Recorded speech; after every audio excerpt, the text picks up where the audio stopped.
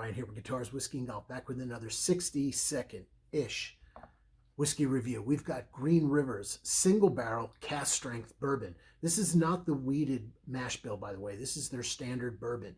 I picked this up off of Preet's Barrel for 65 bucks. Cask strength, so it's kind of right in that same price range as, say, a Larceny barrel proof. So let's give it a nosing and a tasting and see what we got here. Off the nose, it's kind of surprisingly muted. I'm not getting a lot off the nose. There's a fruit component that I get, and that is very apple. At least that's how it's coming across to me. I've heard other people describe it other ways, but for me, it's apple. You know, there's a spice component there, but it's very muted.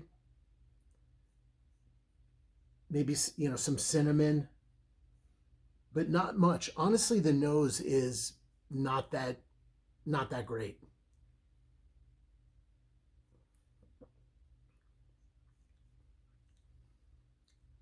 The palate's nice. The apple, the fruit component, which comes across to me as apple, is nice. I like that. There's a nice warm cinnamon, kind of nutmeg thing happening, a little sweet nutmeg. But there's also a pepperiness to it that I really like. It's coating my mouth and my tongue really nicely. It has a nice oily texture to it. It's non-chill filtered. By the way, the proof point is over 125.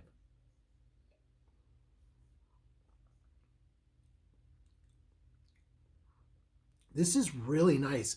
I really like it. At 65 bucks, I'm going to be adding this to my arsenal of barrel-proof whiskeys. Again, this is a single barrel at cask strength, and it's essentially a store pick from Preet's Barrel. And I'm really liking it.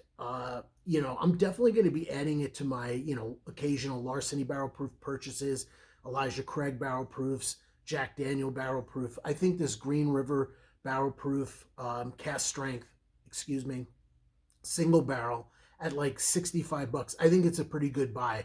I think it's a really enjoyable sipper. The nose, for some odd reason, to me is very muted, but the palate is really nice, so I'm really enjoying it. I think at 65 bucks, it's kind of a no-brainer. Cheers.